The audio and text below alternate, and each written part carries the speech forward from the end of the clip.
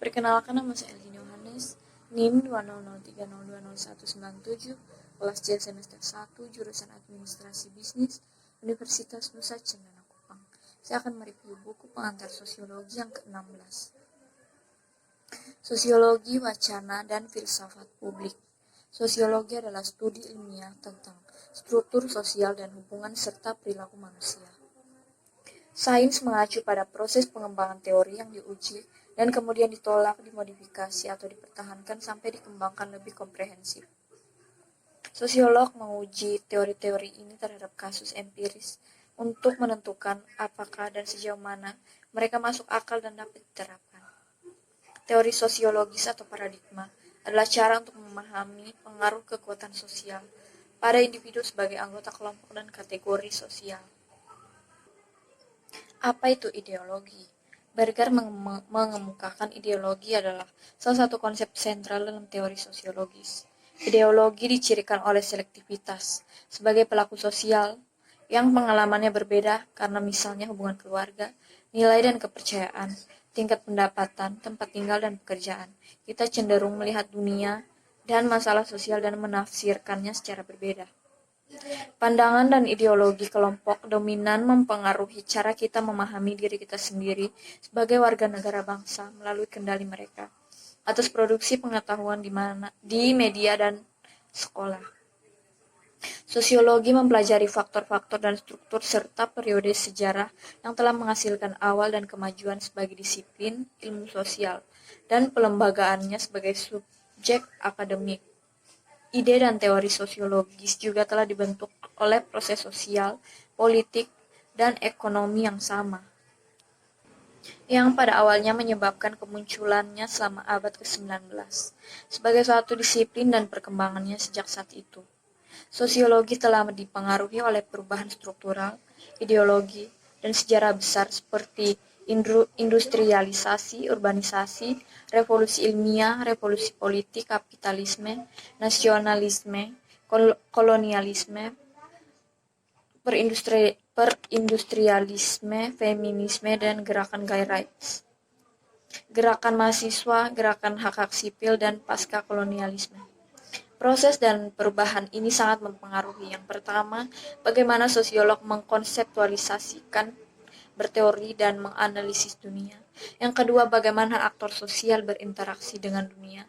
Dan yang ketiga, bagaimana individu dan kelompok memandang diri mereka sendiri di dunia. Secara umum, sosiologi berkaitan dengan profesional dan struktur khususnya. 1. Bagaimana orang berinteraksi satu sama lain dalam konteks institusi sosial, misalnya keluarga dan organisasi, misalnya pemerintah. 2. Bagaimana individu dipengaruhi oleh struktur sosial, misalnya ekonomi. Dan yang ketiga, bagaimana mereka juga mempengaruhi struktur sosial dan mengubah struktur masyarakat. Sosiologi terdiri dari subjek yang luas dan beragam, dan generalisasi sederhana tentangnya secara keseluruhan patut dipertanyakan. Sosiologi dalam bidang yang kontroversial, dan sosiolog telah mempelajari dan memeriksa hubungan kontroversial dan masalah yang kompleks.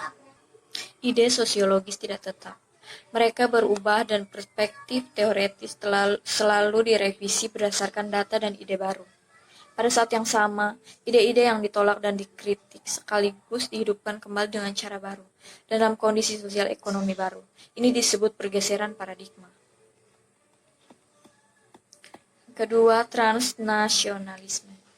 Konstruksi dan reproduksi identitas nasional dan etnis dipengaruhi oleh konsekuensi globalisasi.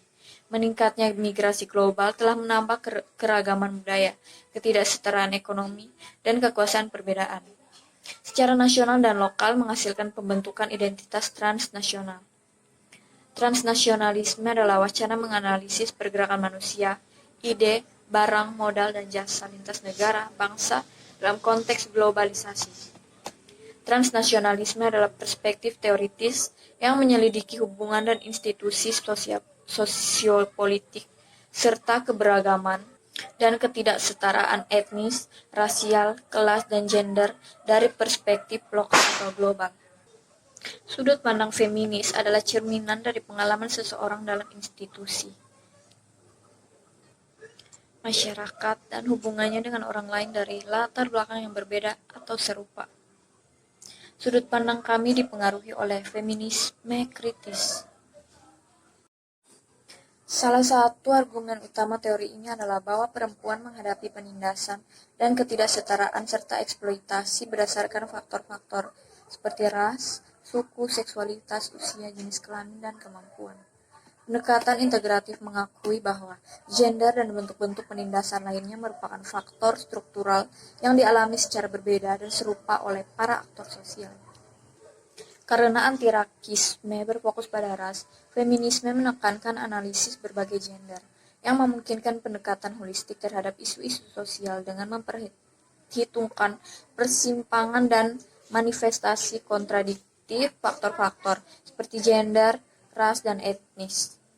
Analisis gender memberikan kemungkinan membuka ruang untuk mengevaluasi secara kritik efek dari pengucilan pengalaman perempuan, pengetahuan, dan bentuk marginalitas lainnya. Secara umum, perspektif berbasis gender membantu untuk 1. Fokus pada kegiatan marginal. 2. Mempertanyakan validitas pengetahuan patriarki. 3. Merumuskan pertanyaan penelitian baru yang menjelaskan berbagai pengalaman perempuan. Pengetahuan dan teori sosiologis kritis memberi aktor sosial makro dan perspektif mikro yang diambil dari berbagai disiplin ilmu. Sosiologi kritis dan interaksional memungkinkan para aktor sosial untuk memiliki pemahaman yang holistik dan komprehensif tentang bagaimana struktur dan hubungan ekonomi, sosial, sejarah, dan budaya mempengaruhi mereka dan orang lain sebagai anggota dari kategori sosial yang berbeda, baik yang serupa maupun yang berbeda. Karena perpotongan antara faktor-faktor seperti ras, kelas sosial, jenis kelamin, seksualitas, ideologi politik, etnis, kemampuan, dan usia. Sosiologi kritis memberdayakan individu untuk memahami bagaimana hubungan global mempengaruhi mereka atau makro, dan bagaimana tindakan dan praktik sehari-hari mereka memproduksi atau membawa perubahan di lokal langsung mereka dan bagian lain dunia atau mikro.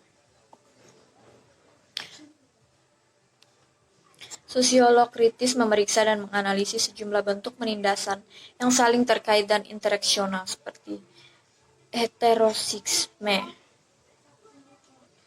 mengacu pada perangkat keyakinan dan praktik yang digunakan untuk mengklasifikasikan individu dan kelompok berdasarkan orientasi seksual yang mereka rasakan. Rasisme mengacu pada kepercayaan, gagasan, dan praktik atau perilaku sosial yang menganggap individu dan kelompok memiliki karakteristik yang berbeda dan satu kelompok ras lebih maju dan lebih unggul dari kelompok lain dan sebagai akibatnya berhak atas lebih banyak kekuasaan dan sumber daya.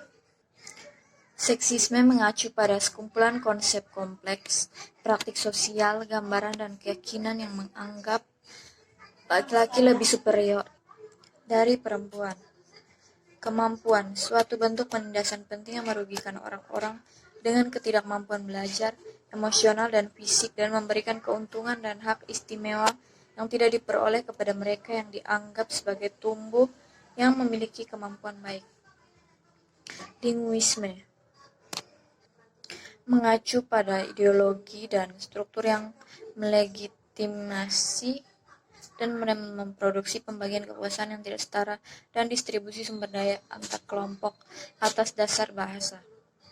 Ageisme mengacu pada sikap, perilaku, dan struktur kelembagaan yang menundukkan seseorang atau kelompok karena usia atau penugasan peran dalam masyarakat berdasarkan usia. Klasisme atau perlakuan yang tidak setara dan berbeda dari kelompok dan individu karena latar belakang kelas dan posisi ekonomi mereka dalam masyarakat dan penguatan dari ketidaksetaraan dan perbedaan tersebut melalui misalnya nilai budaya yang dominan di media dan praktik yang lazim di institusi sosial seperti sekolah. 3. Teori aneh dan heteronormativitas. Masalah sosiologis klasik telah diam tentang masalah seksualitas dan khususnya homoseksualitas. Teori queer mempertanyakan kekuatan heteroseksualitas dan merongrong konstruksi heteronormativitas. Teori queer menegaskan bahwa tidak ada identitas tunggal seperti homoseksualitas. Mereka menyarankan bahwa semua identitas itu majemuk dan gabungan. Identitas tidak tetap tetapi tidak stabil dan didasarkan pada pengertian dan karakteristik yang eksklusif. Artinya adalah gabungan dari beberapa komponen identitas yang saling terkait atau terisolasi. Identitas kita diinformasikan oleh jenis kelamin, seksualitas, usia, ras, etnis, jenis kelamin, pekerjaan, kebangsaan, dan kepercayaan agama kita. Identitas kami dinamis dan berubah. Sosiologi dan wacana. Mengkonseptualisasikan sosiologi dan sosiologis sebagai kumpulan wacana. Wacana-wacana ini dibentuk oleh serangkaian sub-wacana tentang topik-topik seperti ekonomi, politik, budaya, dan masyarakat yang digunakan untuk menganalisis hubungan manusia dan masyarakat. Wacana-wacana ini kontradiktif dan memandang masyarakat dan hubungan antar manusia melalui lensa yang saling bertentangan. Misalnya fungsionalisme struktural, teori konflik, feminisme, dan interaksionisme simbolik. Dalam bahasa yang masuk akal, wacana mengacu pada tubuh bicara yang koheren atau rasional. Sebuah wacana rasis memandang manusia berdasarkan satu set asumsi yang menghubungkan perbedaan budaya dan biologis dengan perbedaan kemampuan, kecerdasan, dan mental, dengan asumsi bahwa satu kelompok lebih unggul kelompok lain. Sebuah wacana rasis mengacu pada bagaimana masyarakat memberikan suara kepada rasisme.